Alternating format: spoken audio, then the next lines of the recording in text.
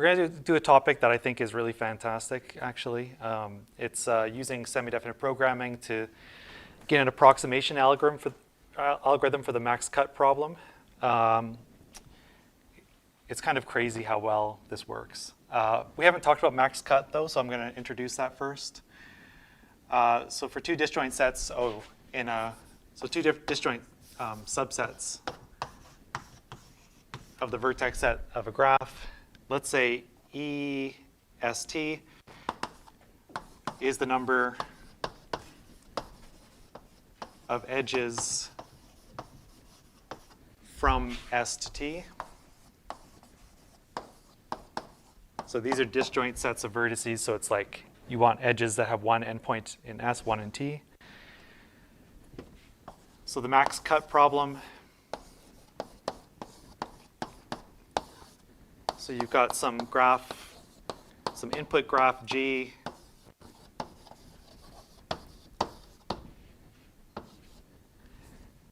and basically I want to cut the vertices into two sets to have as many edges across as possible. So goal is to compute the maximum overall subsets of the vertices of the number of edges from S.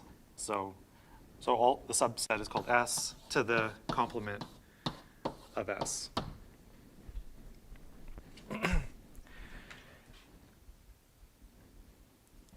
And let's call this the, So a parameter, we can like call this like MAXCUT G, because it's, well, the maximum number of edges in a, and yeah, this is kind of like a cut, an edge cut. You know, you've divided the vertices into two classes. So this quantity here, I guess I'll call like the size of the cut, like S and S complement. Okay, so if I talk about a cut, so cut is just dividing the graph into two sets. If I talk about the size, I just mean the number of edges between them, right? Okay, so this is the MAXCUT problem. It's a hard problem. Okay, for some graphs, it's, for some classes of graphs, it's going to be easy. Like, for example, if G is bipartite, I'm trying to divide this into two sets where the number of edges across is as big as possible. If G is bipartite, I just divide it into the left side of the bipartite graph, the right side, and then all the edges go across, right? So that would be a simple case. But in general, it's hard to compute the MAXCUT. So in fact, computing the MAXCUT of a graph is NP hard. Okay. So it's not technically NP complete because it's not a decision problem. It's not a yes or no question. But yeah, if you could solve this problem for every graph, then you could solve every problem in NP. Or if you could solve it in polynomial time. Obviously, you can solve it, right? You can just go through all of the 2 to the n different ways of cutting the graph into two parts and then find the biggest one. Okay, so here's the kind of miraculous thing, though. So if you want to get the exact value of the MAXCUT, it's hard, okay? We should not expect, unless p equals np, we will never find a polynomial time algorithm for this. But here's the kind of surprise that, so this is a theorem of Gomans and Williamson.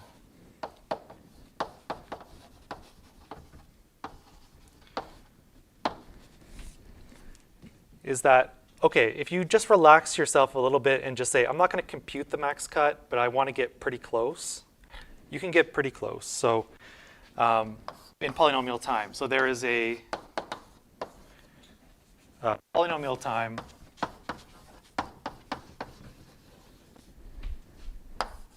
So there's a small caveat here that this is going to be, technically it's a randomized algorithm. So there's some randomness in the algorithm.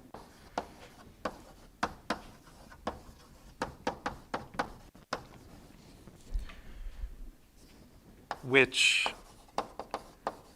produces a cut of average size. So average because we're doing something random. So like whenever you do something random, there's some chance you get lucky, some chance you get unlucky, right? But on average, it will give you a cut of average size at least 87%, so 0.87 times the size of the max cut.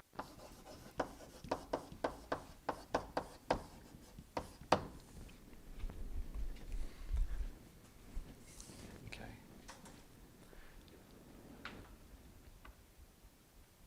Which I think is like pretty good, right? I mean, if I gave you a big graph and I said, your grade determines on the percentage of the max cut that you could get, you ran this algorithm, you get an A, right? It's you're going to get 80 on average. So like you could run it, you could get something smaller. Run it again, you could get something bigger. But like if you run it, let's say 100 times and take the best one, it's probably going to be better than the average, right? Like most likely. Of course, you can keep getting unlucky, but yeah. Okay, so that's what we're going to do next.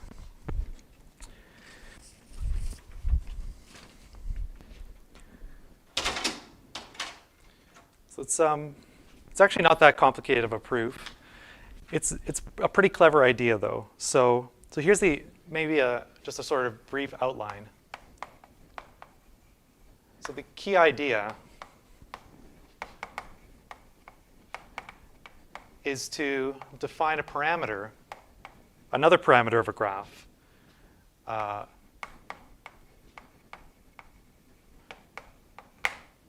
which I'll call, for lack of a better name, I'll just call it like MAXCUT prime of G. Maybe there's probably like a better terminology for this, but let's just call it MAXCUT prime. So it's not equal to the size of the max cut, but it's something related. And we want three properties to hold. So firstly, we're trying to do something in polynomial time. So this parameter would be kind of useless if I couldn't compute it in polynomial time. So firstly, I want to say MAXCUT prime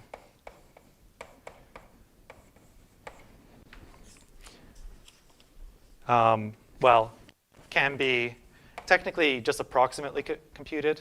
So I'll put this maybe in parentheses, approximately computed in polynomial time by solving a semi-definite program.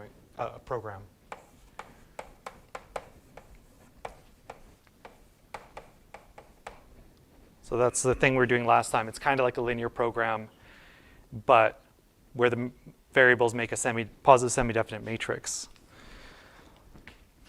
Second property I want to have is that if I have the solution to the SDP, so given like the optimal matrix, so like the SDP is going to be defined in terms of a matrix of variables. So let's say we have the optimal matrix X for the SDP from part 1. There's a randomized algorithm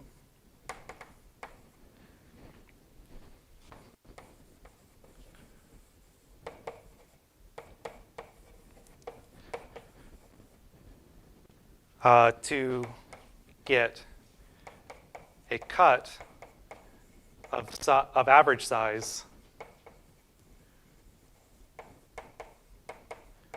at least 87% of MAXCUT prime of G. So yeah, I'm going to write this on the next line. It's not very visible on the, so average size at least 0.87 times max cut prime of G. And this thing runs in polynomial, so in polynomial time. Okay. These two things together still aren't very useful until I tell you the third property, which is that max cut prime of G is at least as large as the max cut for all graphs G. Okay. And I think this kind of puts everything together.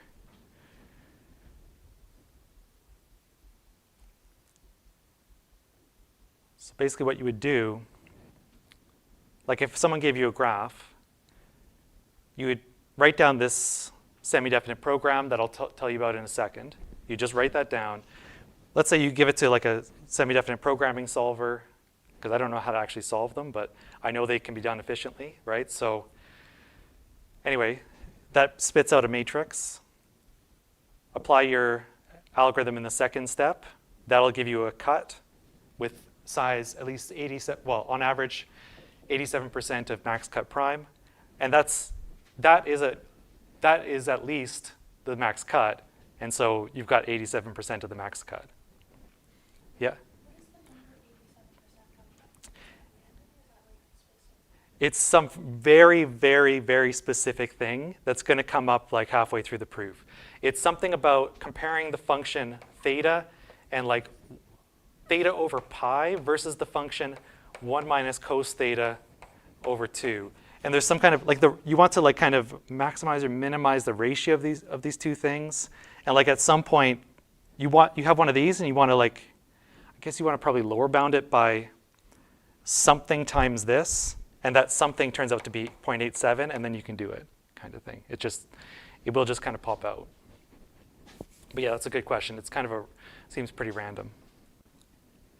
But yeah, it's to do with the relationship between these two functions. Okay. Any other questions? So actually, it's kind of funny, like, so this is like an upper bound for the max cut. If you had like a decent gap between these things, you'd actually get an even better approximation, right? Like if this was, strictly bigger by a little bit than this 0.87, you'd get even better. Okay. So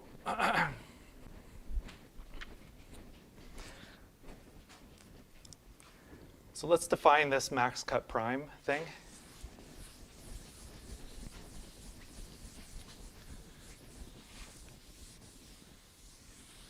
Or actually, maybe what I'm going to do,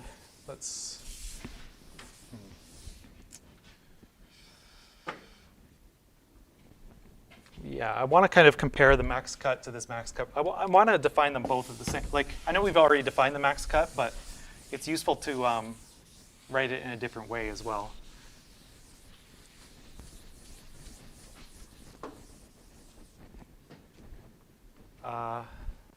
So here's an observation.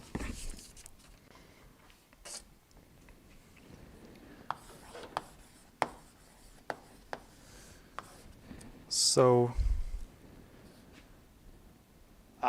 the max cut of G in G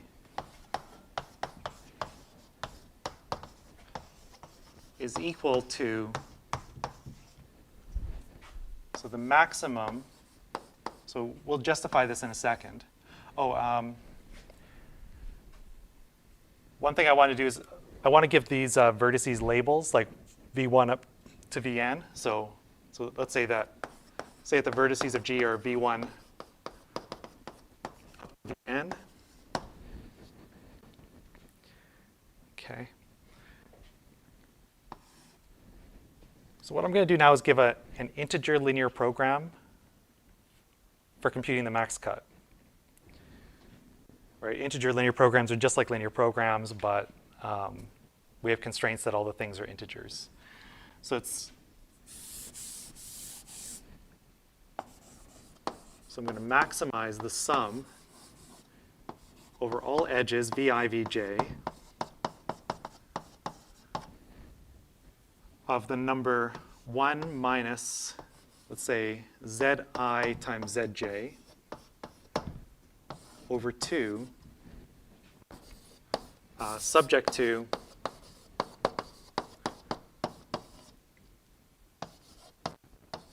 zi is either -1 or +1 for all I between 1 and n. Okay. So it shouldn't necessarily be obvious why this is computing the max cut. But if we think about it, it's not going to be too bad. Right? Because so these variables, z1 up to zn, basically are saying for each vertex, it's assigning it the number -1 or 1. Think of that as being on one side of the cut or the other, right? Now, what happens if two things are on the same side of the cut? Like, let's say if I've got an edge where vi, vj are on the same side, and I don't even really care which side it is. It could be the it could be the +1 side or the -1 side. If they're on the same side, then their variables are both -1 or both +1, so the product is 1. So when they're on the same side, their contribution to this sum will be like 1 minus 1 over 2, so it's 0. If you're on different sides, then now the variables have a different value, so the product is -1. So this will be like 1 minus -1, which is 2 over 2. It counts as 1. So yeah, this is just kind of computing the max cut. OK, so that's that.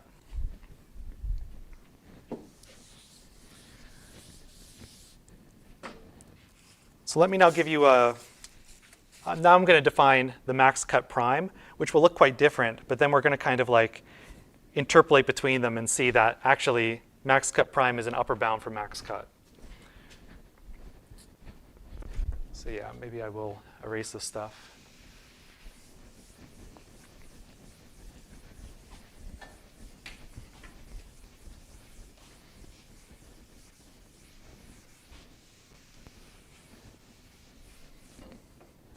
So this is just like a definition. Define max cut prime of G to be the maximum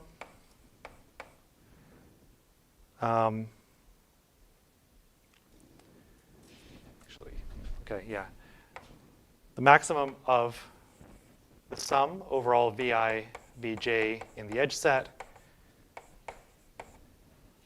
of 1 minus xij over 2, subject to the constraint that all of the diagonal entries, so xii is equal to 1 for I between 1 and n, and x is positive semi-definite.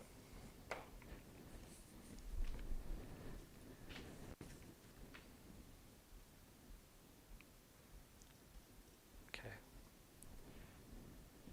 So this is how I'm defining this thing. So actually, like the first goal of our whole thing that what we wrote down there is kind of easy because, I mean, this is a semi-definite program. It has polynomial size. Like if G has n vertices, then, I mean, this is some kind of objective function. It's an n by n matrix. X is an n by n matrix. I've got n constraints, positive semi-definite constraint. It's just it is a positive semi-definite. It's a semi-definite program.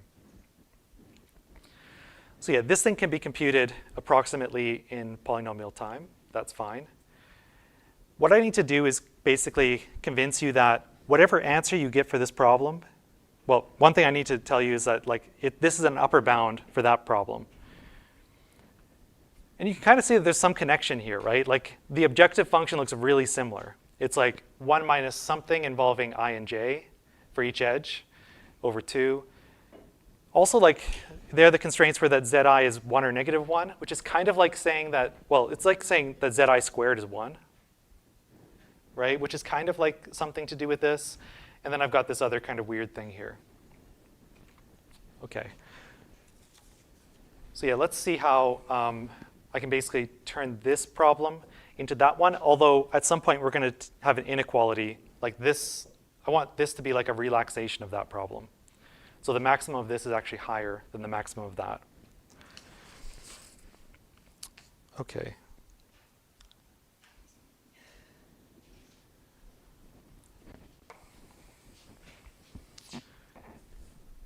So like a kind of first step is, remember we had this thing about positive semi-definite matrices that it's positive semi-definite if and only if it has like a square root matrix or something. So any semi-definite program, like you can just represent it also as like a thing involving vectors and dot products. So like if we think of, so I'm just going to translate this into another problem by letting R be the m by n matrix such that R transpose R equals X, basically. So OK, it's a bit strange because this X is kind of like a variable. But for any choice of X, I could have such an R, right? Because they're all positive semi. So that's the thing that exists. So basically, the R kind of depends on X in some sense.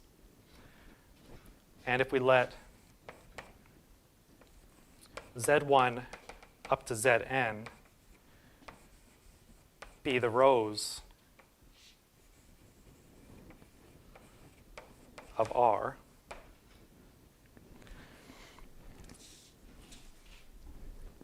then what this tells you is that, so rows or columns, actually?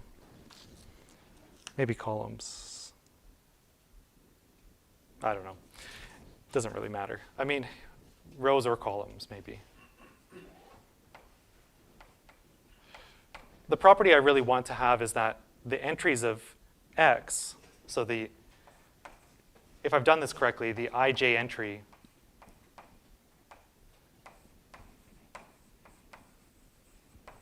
of X is should be Zi transpose times Zj, the dot product of Zi and Zj. I don't know if I got it right or not, but if you choose the rows and columns correctly or whatever, right, then Z is like a row of this matrix times a column of that matrix. So I think it should be columns, right?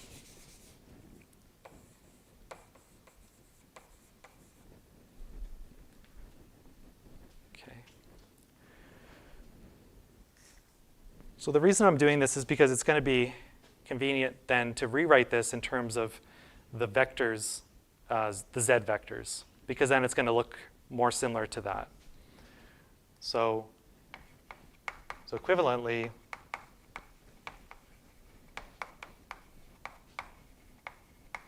MAXCUT prime G is the maximum of the sum over all Vi, Vj in the edge set of 1 minus Zi transpose Zj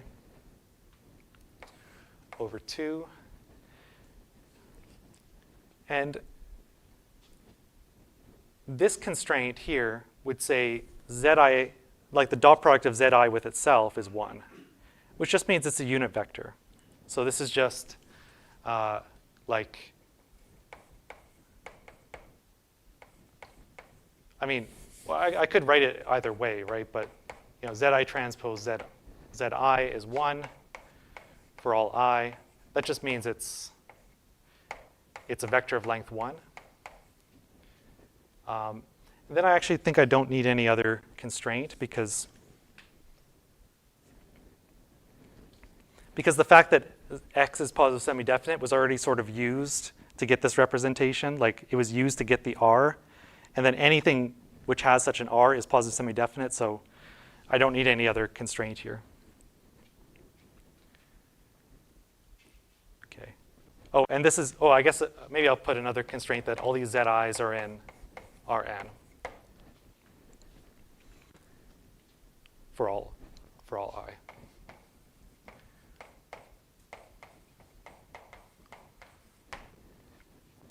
Okay. I think it's starting to look a little bit closer to that problem over there. Like the only difference is that this is like a higher dimensional vector problem. I've got unit vectors, but in the one-dimensional case, like that is that, right? A unit vector in R1 is 1 or -1. Those are the only unit vectors, right? And we're just computing, yeah, the exact same type of a sum. And so basically the idea is that this is just a relaxation of that problem. So if I make a third version of this problem, right, where suppose I replace this so pick some unit vector, pick any unit vector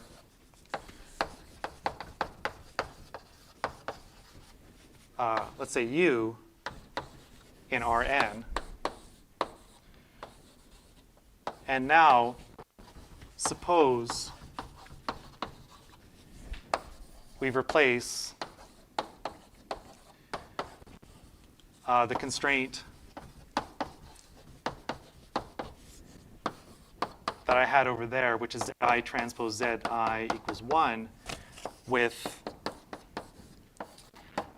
a more restrictive constraint that says that Zi has to be either u or -u.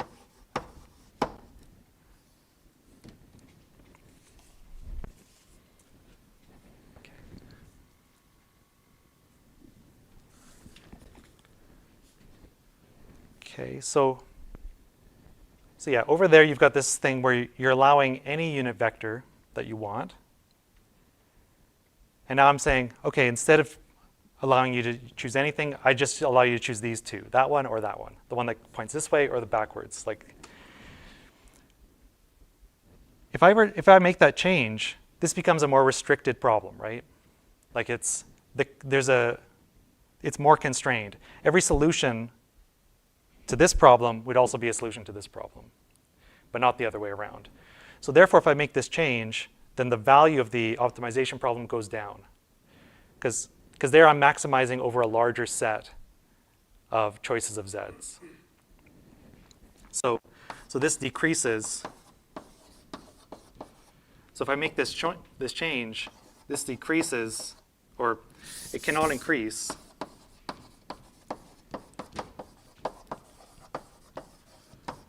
the value of the optimization problem, because it's now more constrained.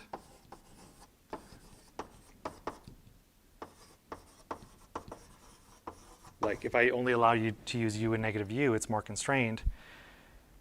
So doing that change makes the value possibly go down.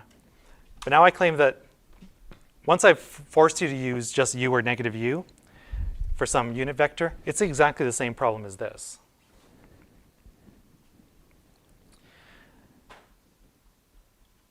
Because if let's say Zi and Zj are both equal to u, well, it's a unit vector, the dot product will be 1. If they're both equal to -u, the dot product will be 1. If one's equal to 1, one is equal to the other, it's going to be -1. So it's like u is just the number 1, and -u is just the number -1. And it's exactly the same problem as this one. Okay, so therefore, what this proves is that this thing that we wanted, that MAXCUT prime of G, is at least the MAXCUT. Okay. Because, and like a kind of term for this is like kind of that MAXCUT prime is basically is a semi-definite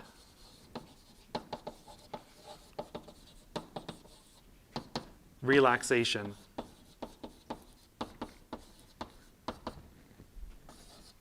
of MAXCUT. Okay. So before we had things like LP relaxations of integer programs. And in this case, it would be like a semi-definite relaxation. Okay. And usually if you're maximizing something and you relax the problem, the maximum only goes up, right?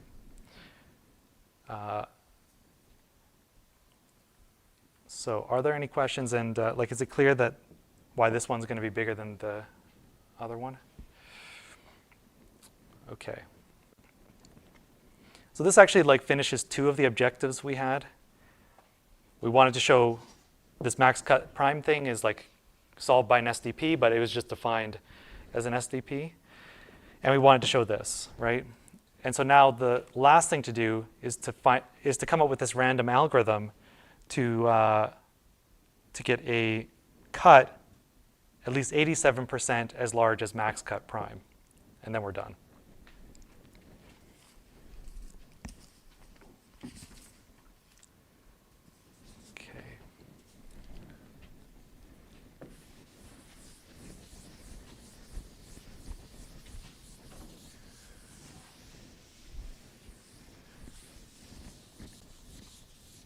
Actually, when we're doing this randomized algorithm, it's actually going to be most convenient to think of MAXCUT prime in terms of this equivalent form, where instead of the matrix X, we're thinking about these vectors Zi, right?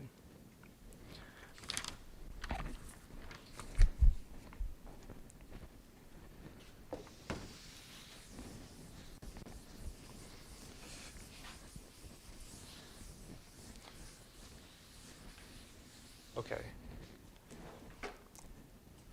So now, yeah, so now we're going to do this randomized algorithm. So yeah, goal is to,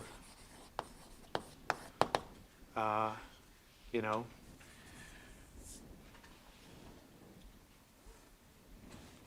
so given the vectors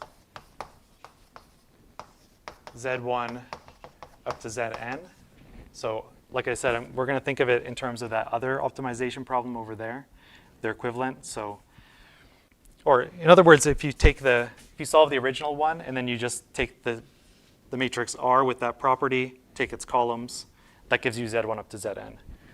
So given those vectors, so we want to find a cut with average, so by doing something random, average size at least 0.87 times MAXCUT prime.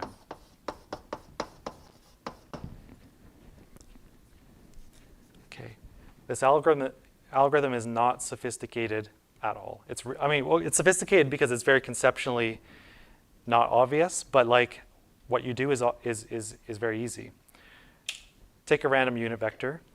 So here's the algorithm.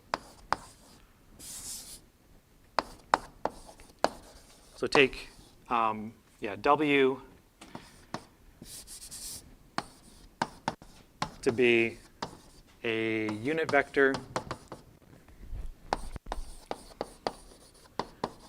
in Rn uniformly at random.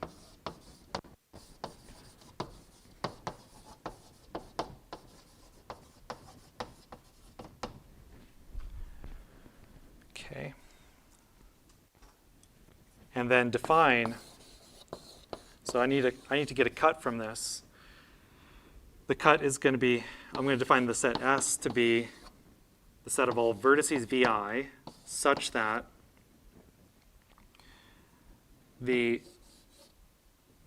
W transpose Zi is at least 0. Okay, and then, yeah. So this is so I want to bound the number of edges from S to its complement, like on average.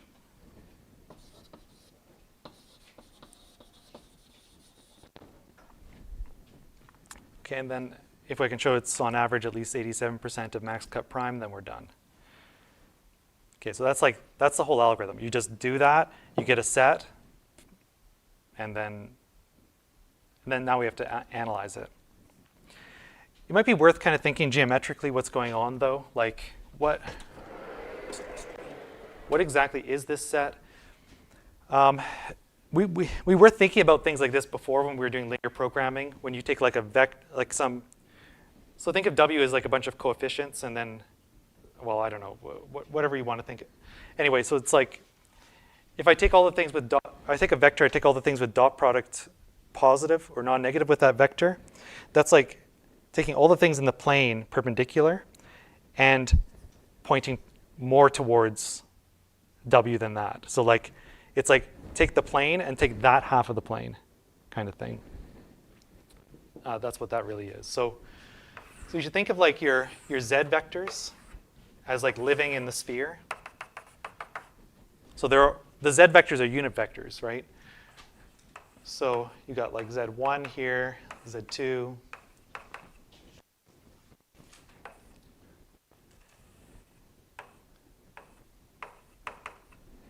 I mean, I can't really draw like a three-dimensional sphere or anything, and I definitely can't draw an n-dimensional sphere. But, okay, so you've got these things floating around. Okay, and the idea is you take now some W. Let's say W points this way.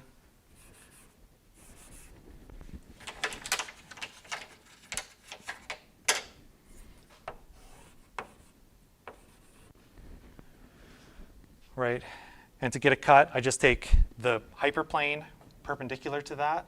So like all the vectors perpendicular, right? So that makes kind of a plane. Cuts my sphere in half. And everything on that side of the plane goes into one side of the cut. Everything on the other side of the plane goes into the other side of the cut. Right, because S is like the things on one side of that hyperplane.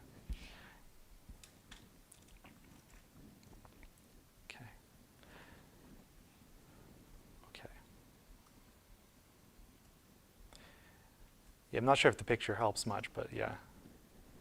Take a random vector, take the things on that side of the hyperplane. Okay. So we need to analyze how big this cut is going to be.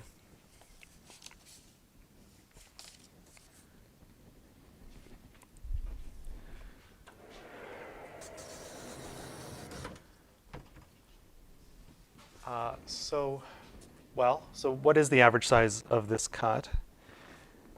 So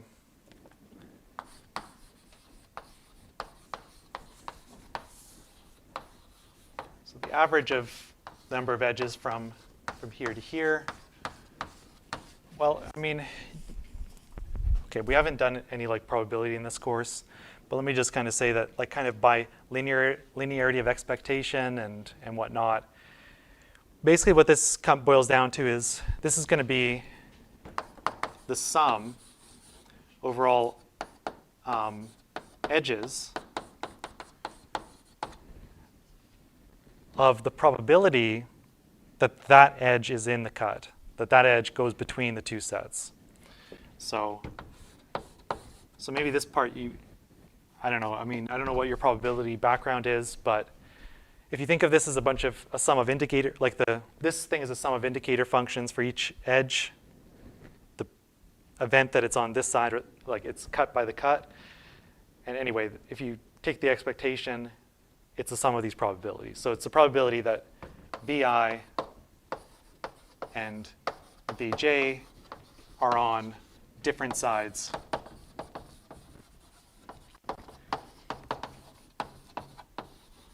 of the cut. Okay.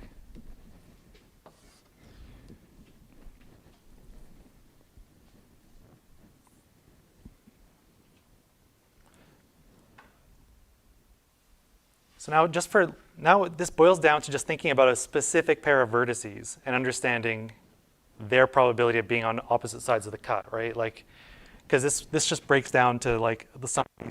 So let's understand, fix a pair of vertices, and let's understand what's the probability that they're on different sides or the same side of the cut. So to compute this, think about the plane.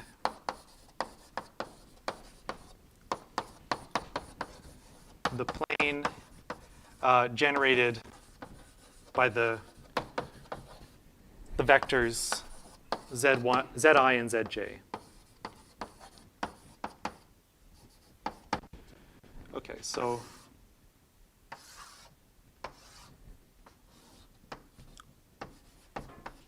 Zi is, let's say, there. Zj is there, maybe. So these are unit vectors. These should be length 1. My picture is going to be crap, but it definitely does not look like a unit circle, but it's supposed to be a unit circle. So let's think about what is the probability that these guys end up on different sides of the cut. So what I want to think about is this vector W, and think about its projection into this plane.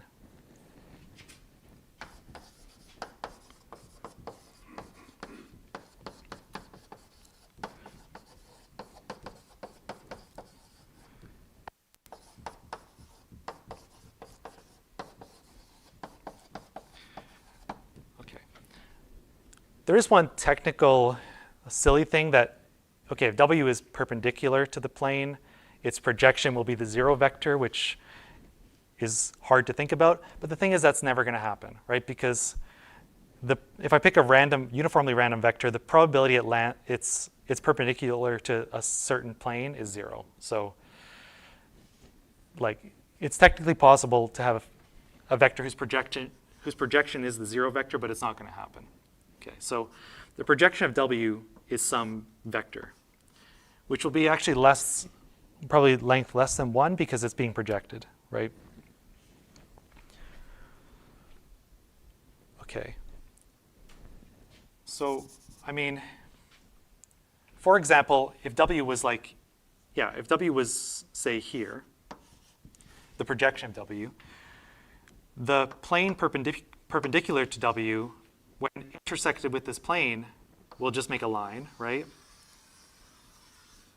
And so in this case, this W would have separated Xi and Xj. If I shift this a little bit, though, imagine I shift this by some angle. At some point, that plane passes Zi, and they're no longer separated. They're now on the same side of the hyperplane. And also, if I shift a little bit this way, they're not going to be separated. In fact, if you think about it, really, the probability that these two things get separated, it just depends on the angle between them. Because if I think of like all the 2 pi kind of different, choices for where W could be, among those 2 pi kind of, not 2 pi choices, but 2 pi 2 pi is like how many angles there are kind of thing, right? Among those, like when it's here and like shifted a little bit, then it's going to be okay. So there's so let's say theta ij is the angle between Zi and Zj. So this probability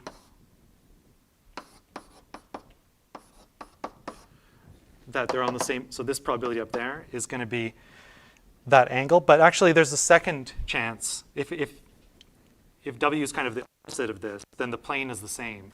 So there's kind of 2 theta ij over 2 pi is the probability.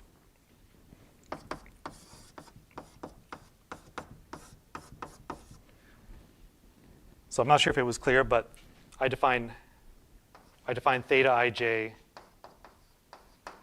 to be the angle between Zi and Zj.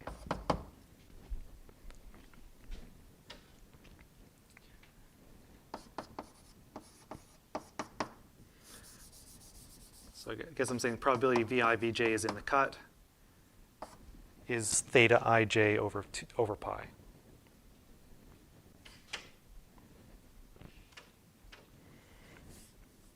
Does that seem geometrically make sense?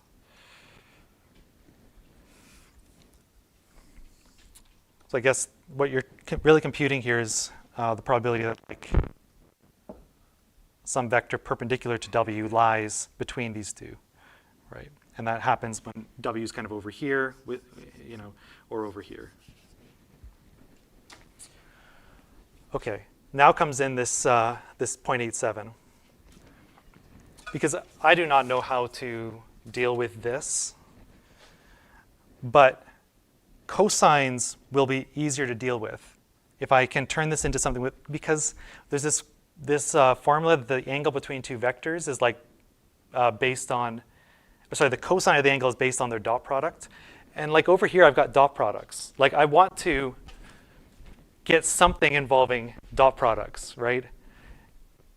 The actual angle is kind of useless to me, but the cosine of the angle is useful.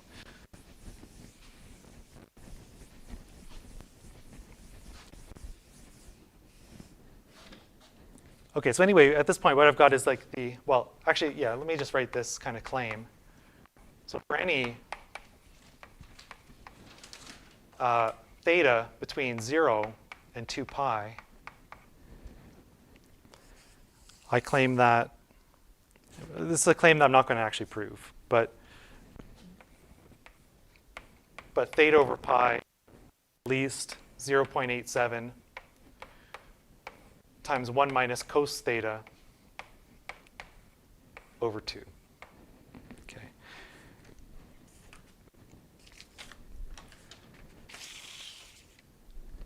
And like if you wanted to prove it, I don't know, do calculus or something, right? Like you're just trying to minimize like theta over 1 minus cos theta or something.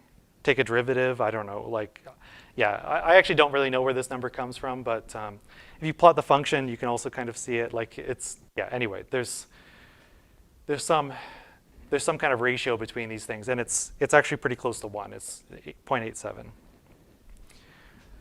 Okay, so this is now, so now what we do is we get this, we've got this thing that the average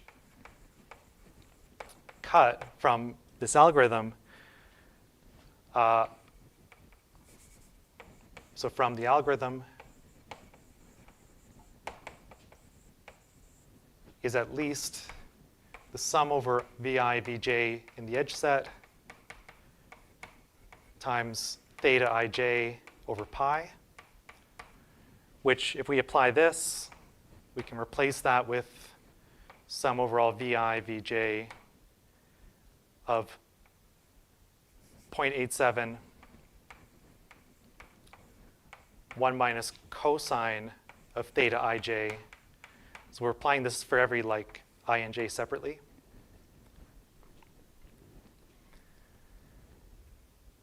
And then these are unit vectors. Their dot product is the cos of the angle between them.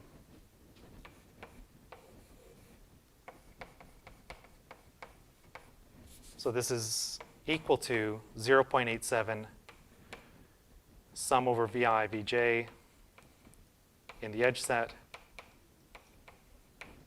of 1 minus Zi transpose Zj over 2. But now if we think back, where did we get the Zi's and the Zj's? They came from solving this problem. So this is just equal to, like, because if I chose the Zi, Zj optimal for this problem, this is equal to 0.87 times max cut prime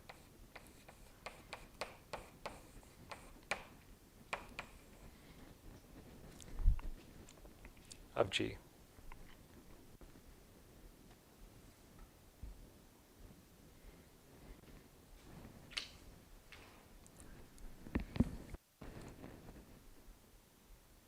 Okay, so yeah, that is just the whole proof.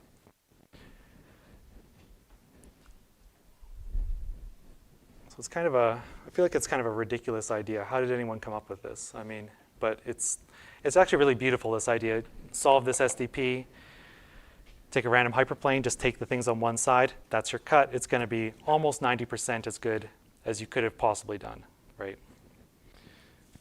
Okay. Any questions about that? Okay, so it's like kind of weird though, right? Like the MAXCUT problem, it's an NP hard problem. You can get very close to solving it. So it's like kind of like this last 12 or 13% is like the NP hard part of it. I don't know. There are also some theorems though, which say basically, oh, and by the way, this 0.87 is not like really 0.87. It's some like nasty number. But there's some kind of theorems which say that basically there's pretty much no hope to improve this. So if you wanted to go from 0.87 to 0.88%, like, unless some very strange things happen, that is a hard problem. Like you will not be able to get to, with a polynomial time algorithm, to 0.88. Or even any epsilon improvement to this. Okay. Maybe I'll just like say a few things about coloring planar or not planar graphs, perfect graphs.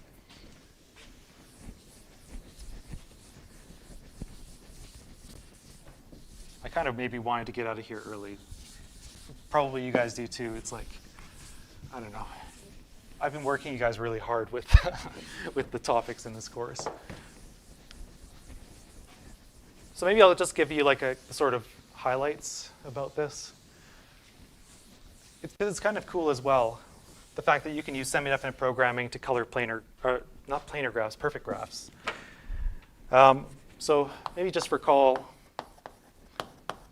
so computing the chromatic number is generally NP hard.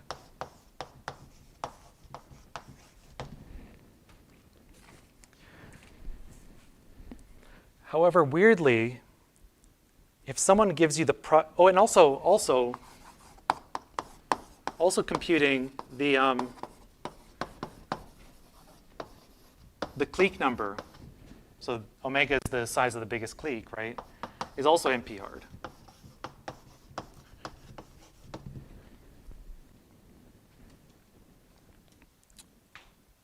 So yeah, if someone gives you a graph and says to compute one of those things, good luck. I mean, okay, you can do it in exponential time by checking everything or something, but you're not going to get a polynomial time algorithm. But here's the bizarre thing. If someone gives you the prior information,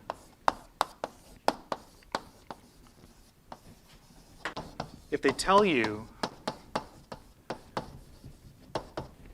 beforehand that the chromatic number equals the clique number, so, and they're not lying, right? They're actually, it really does equal the thing, you know. And so, for example, if it's a perfect graph, right? They have this property. In fact, they have the stronger property that all the induced subgraphs have that. So if someone tells you that, then you can do it in polynomial time. So you can compute the chromatic number, for example, which will then be equal to that in polynomial time using a semi-definite program.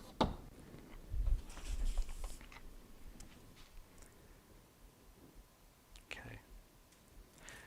So let me tell you the semi-definite program.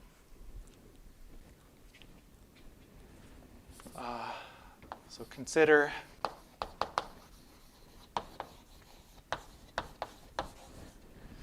and actually, it's again going to be more convenient to think of, instead of thinking of a matrix, a positive semi-definite matrix X, it's again going to be more convenient to think of these vectors. Like, and these things are equivalent if you just take the square root of the matrix. So I can always kind of write a semi-definite program in this way or with a matrix X, and it's kind of the same thing. So I'm going to just write it in terms of things like that. So this SDP is going to ask you to minimize X subject to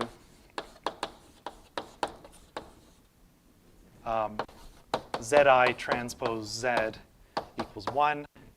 Oh, sorry, Zi transpose Zi equals 1 for I is 1 up to n. Again, I'm thinking of my vertices as being labeled V1 up to Vn. And each of these, like, okay, and x is, the variable x is a real number, and each of these Zi's is in Rn. Okay. This is pretty much what we had over there, but there's going to be another condition that I require Zi transpose Zj is at most Z, or sorry, X, for all edges.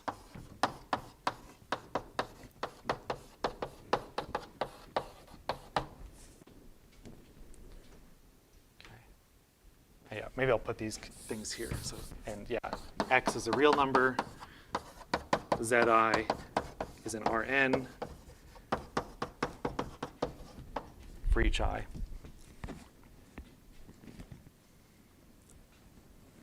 Okay.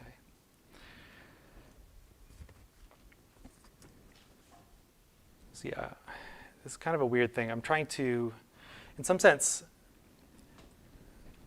I'm trying to make the smallest thing I can, the smallest number, such that all of these dot products are less than that number. So these are unit vectors. Two unit vectors have a high dot product if they're pointing the same way, and a low dot product if they're pointing far away from each other. Like if I want to make this small, okay, if I want to make it 0, they're orthogonal. If they're pointing away from each other, it goes negative. So like I'm trying to make all the things corresponding to edges of G, I want to make them point away from each other as much as possible. So let's say x star of G, which I'm completely just making up. Let's say that's the optimum of this SDP.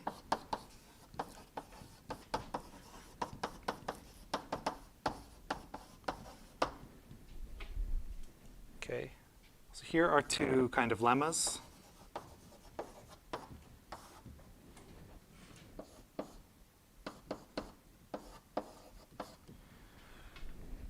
So x star of G is at most -1 divided by the chromatic number of G minus 1. And this is for every G. So here I'm not making any assumption about chromatic number equals clique number. I'm just saying for any G that's true. But here's the kind of way, here's where this kind of equality comes into play. I have the exact same thing as a lower bound if you replace chromatic number with clique number. So as a lower bound, -1 over the clique number minus 1 is a lower bound for x star of G.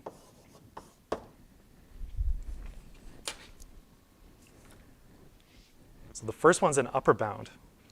Second one is a lower bound.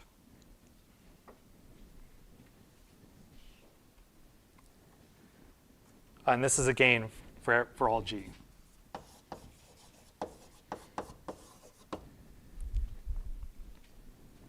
And of course, by the way, this thing can be solved approximately, at least, in polynomial time, right? It's a semi-definite program. It maybe does take a little bit of thinking to make sure it is, but if you define the matrix properly, you add correct kind of slack variables and blah, blah, blah, it is a semi-definite program.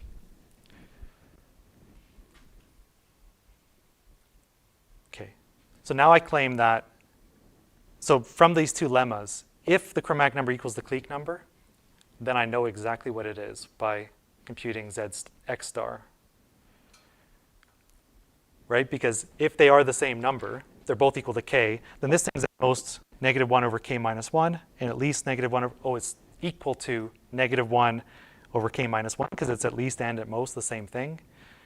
And I just basically solve, this will be whatever, and I just solve for k.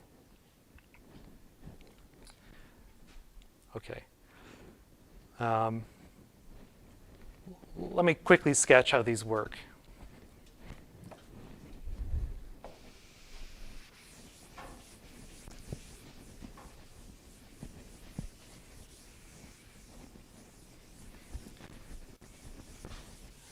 Actually, I think I can actually just prove these things and we'll still get out early. These are pretty easy, actually. And they're both kind of the same proof almost.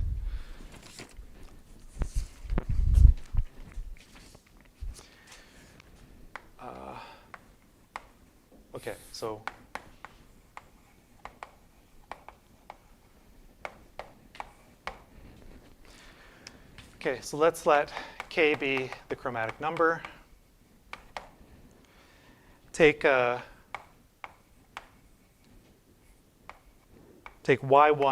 up to YK to be the vertices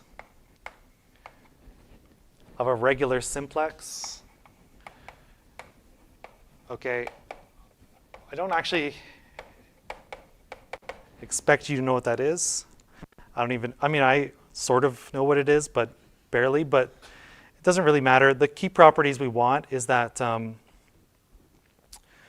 like, these are a bunch of, it's a generalization of like, okay, if K is 3, the simplex is to take the points of a equilateral triangle.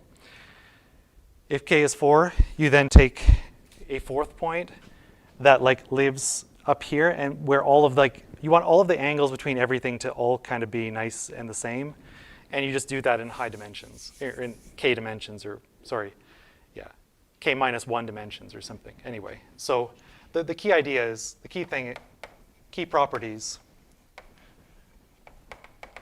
are just that Yi, Yj, transpose Yj is the same for any two distinct I and j.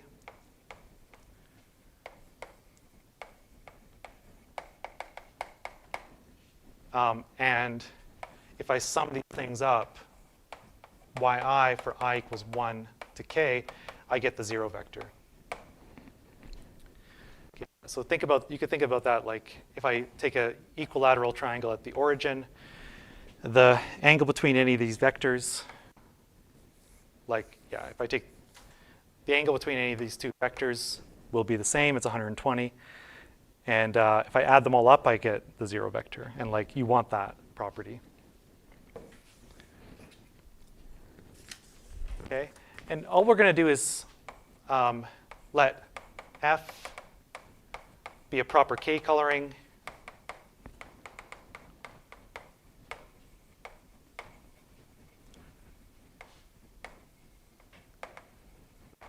And then map, so they set Zi, so the vector. So I'm just going to try to find a feasible point for this this thing. So set Zi to be y of f of vi.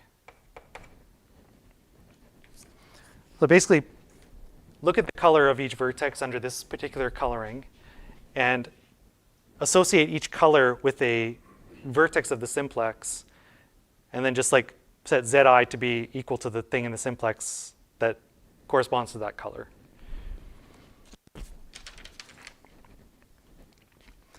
Okay, so now what I want to compute is this number.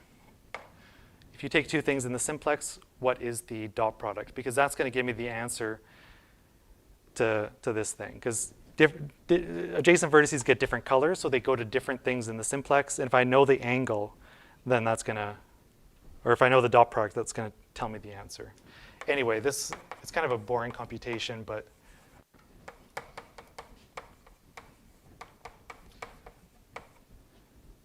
okay. So let's say I let S be the dot product of I and j for I not equal to j. I just want to quickly compute S. And I want to get, at the end, S is negative 1 over k minus 1, and then I'm happy. So okay, if I kind of expand this, I get the sum I equals 1 to k of like the length of yi plus the sum of I not equal to j of the dot product of yi and yj, which ends up being k. So that, I mean, this, okay, here what I should really be writing probably is like, to make it more familiar, right? This is the kind of thing we're computing, yi transpose yi. All of those are 1. These are unit vectors. I didn't say that, but they are. This is how many distinct pairs there are, and each of them has dot product equal to s. Solve for s.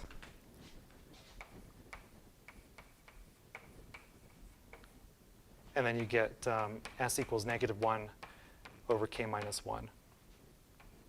Okay, so this choice of zi gives you a feasible point for that SDP where all the dot products of adjacent vertices are equal to this number.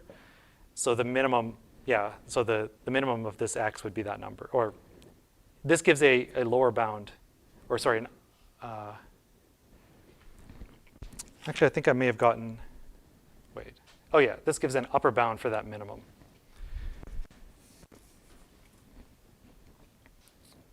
The proof of lemma 2 is almost the same thing.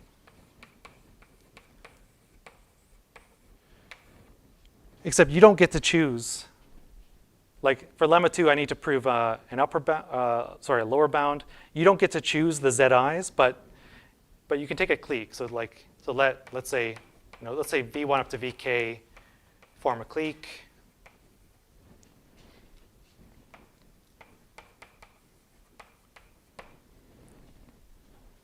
Basically, you do the same calculation here, but with the but this time you can say a strict, not like a inequality instead of an equality.